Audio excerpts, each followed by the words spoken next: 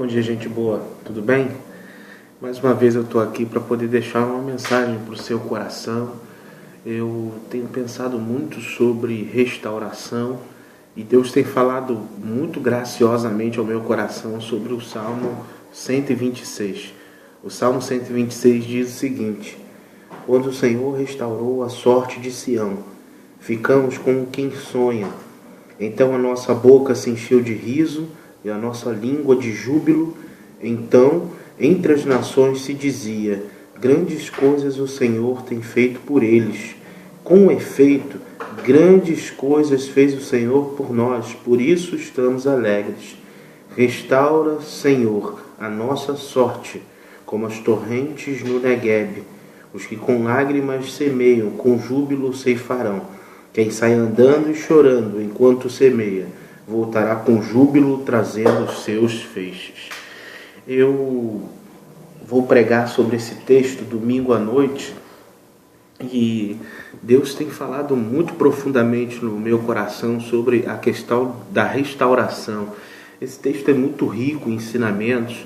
Os estudiosos eruditos acreditam que esse texto foi escrito depois que Israel saiu do exílio babilônico, do período de 70 anos mais difícil de Israel, que Israel passou, o momento de escravidão, o momento em que Israel foi privado de poder utilizar-se da liberdade, de poder dar continuidade a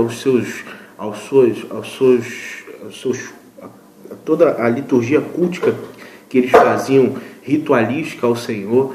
Eles foram privados disso porque a cidade foi destruída, o templo foi destruído, tudo foi destruído e Israel passa um momento muito difícil.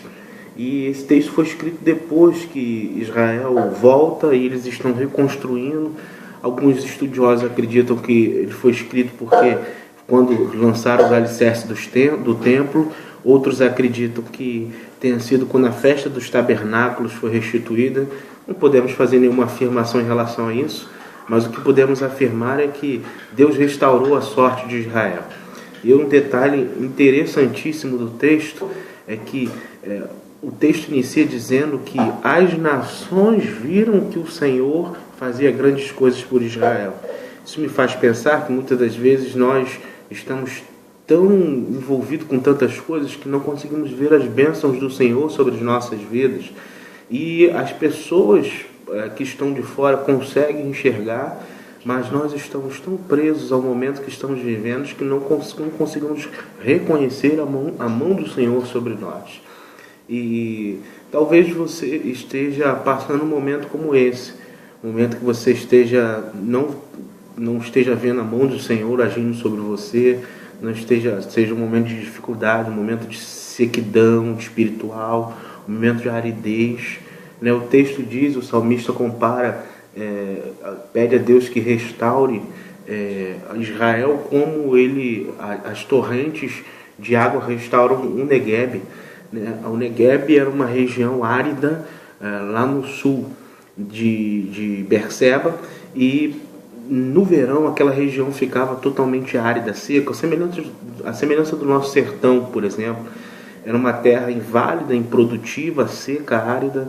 E às vezes os nossos corações ficam assim, secos, áridos, inválidos, totalmente vazios, e a gente se sente cansado, fadigado, pensamos que chegamos ao fim.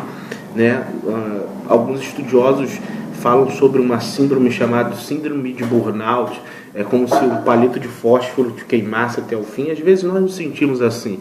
E eu queria que você, nessa manhã, pensasse sobre isso. Deus restaurou a sorte de Israel à semelhança das torres do Neguebe.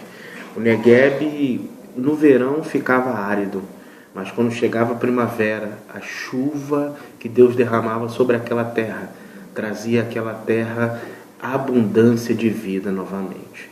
Deus pode, nessa manhã, derramar sobre a sua vida a abundância da sua presença.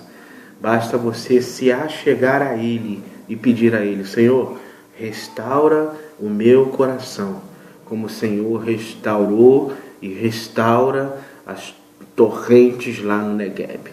Aquela terra seca e árida, improdutiva, vira uma terra cheia de água, cheia de vida, cheia de fruto, porque a bondosa mão do Senhor está sobre ela.